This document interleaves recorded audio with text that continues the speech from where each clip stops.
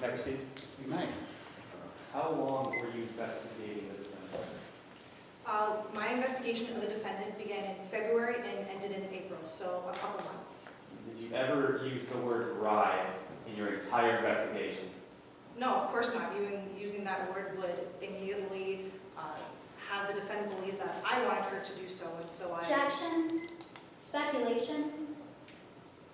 How so? She was just saying what her saying bribe might make Ms. Bancroft think. Speculating as to what her words would how her words would affect Ms. Bancroft is purely speculative. Overruled. Did you ever use the word bribe with the defendant? No, of course not. Using the word bribe would then imply that I wanted her to bribe, and that wasn't the case. The case was to see if Ms. Bancroft, on her own, would be willing to bribe Chase Covington. Did you ever tell the defendant to give Chase Covington money? No, not once. She simply wrote on that napkin all on her own. Did your informant, Corey Hyde, ever tell the defendant to bribe Chase Covington? No. Did your informant, Corey Hyde, ever tell the defendant to give Chase Covington money? No, he did not. Objection, leading. Overruled. Did your informant, Corey Hyde, ever tell the defendant to give Chase Covington money? No, he did not. No further questions. Thank you, Mr. Baldwin. Any recross, Ms. Piacenti? No recross, Your Honor. Thank you very much. Officer Keenan, thank you very much for your testimony. Thank You are you. excused.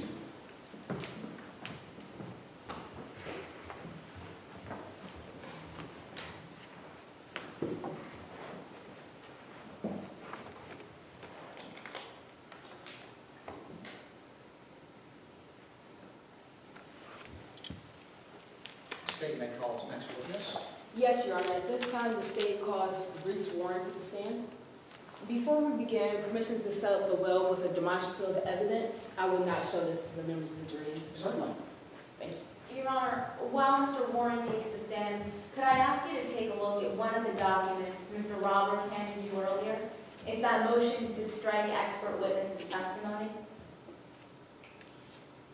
Can you tell me why I should take a look at it now? Of course, Your Honor. Before this trial, we made a motion to strike this witness's entire testimony under Rule 702. We're not looking to re-raise that motion right now. We'd just like to preserve the issue for appeal. If you have a ruling on it, it's already preserved, so Yes, Your Honor. you're fine.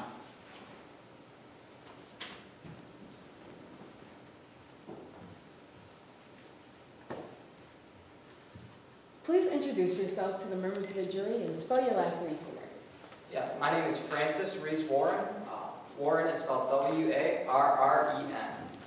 Mr. Warren, what do you do for a living? Well, I'm currently the professor and chair of the Department of Linguistics at Midland State University. I also consult closely with the Midland State Police Academy in lecturing both new cadets and seasoned officers on how to properly gather testimony during undercover operations. You just mentioned linguistics. What is that? Well, linguistics is the study of languages. So what is your education in the field of linguistics? I received my PhD in linguistics from Georgetown, in the nation's great capital. And before that, I attended undergrad at the University of North Carolina, where I received my bachelor's in linguistics. What experience do you have in the field?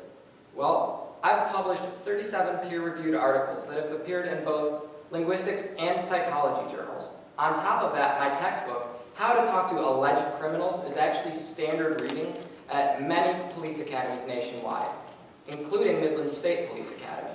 And I've also been asked to testify in over 23 different cases in which the defense has alleged entrapment. Now, how exactly does linguistics relate to undercover work? Well, when you're acting as an undercover agent, you have to be careful when you're speaking to suspects in how you structure your conversation and how to avoid strategies that would induce criminal activity in someone who would be otherwise unwilling to do so. Now, you have to be aware of what you say both verbally and non-verbally through body language, as this all has an effect on the listener. So what are some of your responsibilities as a linguist? Well, I consult with forensic psychologists in order to determine how what you say affects the other people within the conversation. So, Dr. Warren, how exactly are you involved in today's case? Well, Originally, I was retained by the defense in order to analyze whether or not the actions of the Midland State Police Department. Objection to relevance. May I explain? No. But counsel, how is it relevant? Your Honor, the witness before this, witness, Officer Keenan just laid out her investigation, and that's what's in question today. Now, this doctor is a linguist, and he will go on to tell you about how the undercover officer constructed her investigation with the best practices that they are supposed to use according to the Midlands Police Academy. Your Honor. Overruled. So how are you involved in today's case? Well, originally I was retained by the defense in order to analyze whether the actions of the Midland State Police Department during their investigation of Avery Bancroft and the Midlands Gambling Commission, whether or not their actions rose to the level of entrapment. Now, after I provided them with my conclusions that the police acted reasonably, Objection to 403. May I explain that? Yes, members of the jury, I'm going to constructively excuse you for a moment to hear this argument on this 403 objection. Proceed, counsel. Your Honor, the defense's litigation strategy isn't at issue here. For this witness to tell the members of the jury that he was originally hired by the defense may mislead them to believe that Ms. Bancroft actually wasn't entrapped.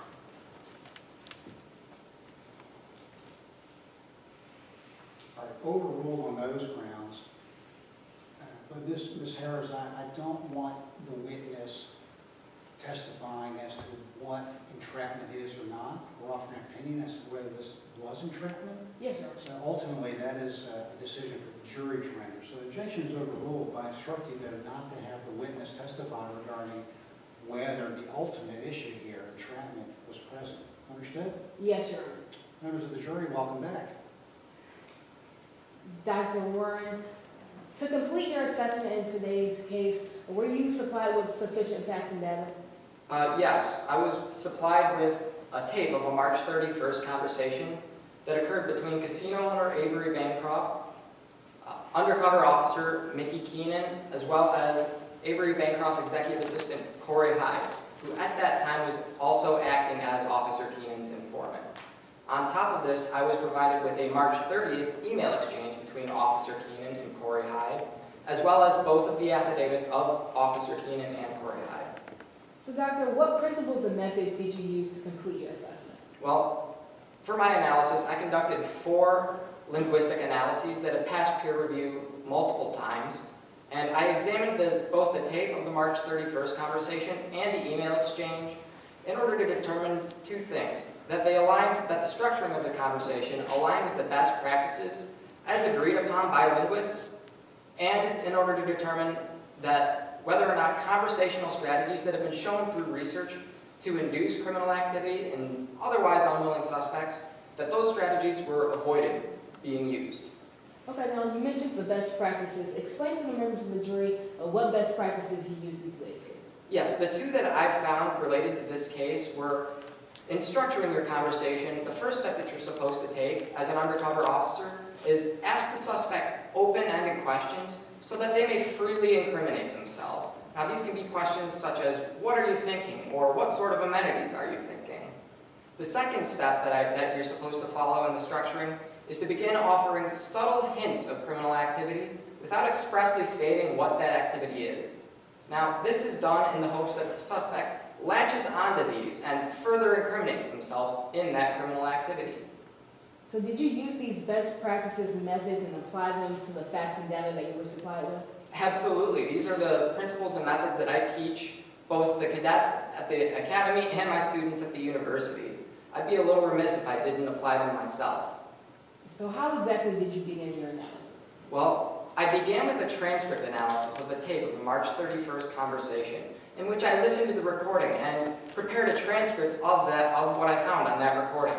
Now, through this analysis, I determined that Officer Keenan and his informant Corey Hyde, and her informant Corey Hyde, did indeed structure their conversation with the suspect on March 31st in accordance with those best practices that I laid out before you. You also mentioned conversational strategies. Can you please elaborate on what those strategies are? Yes, so I also examined the tape of the March 31st conversation and the email exchange for strategies shown to induce criminal activity in otherwise unwilling suspects, or in simpler terms, strategies shown to make good people do bad things. Now, I examined these and I found of the conversational strategies that I examined for, such as coaching of informants or outright lying to the suspect, only 4 of these were used, and they were used in a limited scope. I want to turn your attention to Officer Keenan's investigation. What exactly did Officer Keenan do right in her investigation according to linguistics?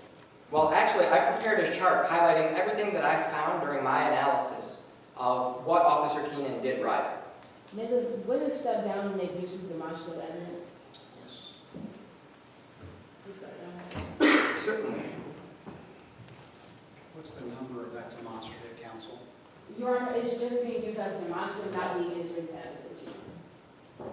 If you would like, I can give it. Let's do this then, let's just call it prosecution X, and prosecution A for ID, all right? The record should at least reflect its existence. Yes, Your Honor.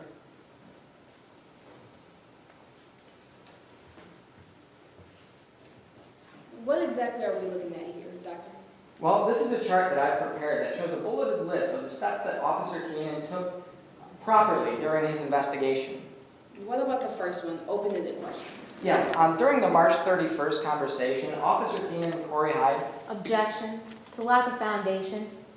Your Honor, this chart lists several different strategies on here that this witness hasn't laid any foundation for. And for the jury to see that at this time, we haven't heard any information about any evidence that those strategies were or weren't used. Overruled. So you were talking about the open-ended questions. Go ahead and continue. Yes, they began their conversation with the suspect by asking classic open-ended questions, such as, what are you thinking, and what sort of amenities should we have? Now, these questions allow the suspect to freely implicate themselves, and they do not, they don't show any sort of level of inducement in a suspect. What about drop Objection. At this point, Your Honor, the witness has just offered an opinion about inducement. He just said that Officer Keenan didn't use open-ended questions, and that means that there was no inducement here. Is he not testifying as an expert, however? He can go into whether open-ended questions might cause inducement, but in this case, for him to say whether there was or wasn't inducement is an improper opinion. Not that, Ms. Harris. Your Honor, I believe this witness says because they asked open-ended questions that did not induce witnesses, Your Honor. So that's completely in the scope of his expertise, Your Honor. Objection overruled. You were talking about dropped hints. Please continue. Yes, so after the questions, both Officer Keenan and Corey Hyde began to drop subtle hints of criminal activity, such as sweetening the pot or making Chase Covington happy. Now, these in no way, shape, or form mention a bribe, and they allow the suspect, should they latch onto these, to further incriminate themselves. So does that go into your third point, never mention the bribe? Yes, throughout all the information that I reviewed, Officer Keenan never once mentioned a bribe to the suspect. And what about the fourth, repeated the suspect's own words? Yes, upon reviewing Officer Keenan's affidavit, I did find that there was one point during his investigation that Officer Keenan did in fact make mention of money. Normally this is not something that you should do. However, in this case, the officer was repeating the suspect's own words. And what about the last, avoided most conversational strategies? Yes, so for my analysis, I examined conversational strategies shown to induce criminal activity in otherwise unwilling suspects.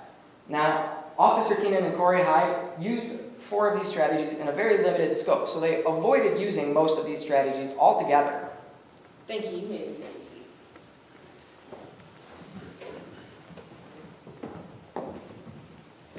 Dr. Warren, were you able to come to a conclusion in today's case? I was, yes. And what is that conclusion? Well, the first conclusion that I came to was in regards to the structuring of their conversation on March 31st, 2015, Officer Keenan and Corey Hyde structured that conversation in line with the best practices agreed upon by linguists. And then I also examined the conversations and the evidence that I was provided for signs of conversational strategies. And I also came to the conclusion that Both Officer Keenan and Corey Hyde avoided using most of these conversational strategies, and the ones that they did use were in a limited scope. Thank you. At this time, I have no further questions. Thank you, Ms. Harris.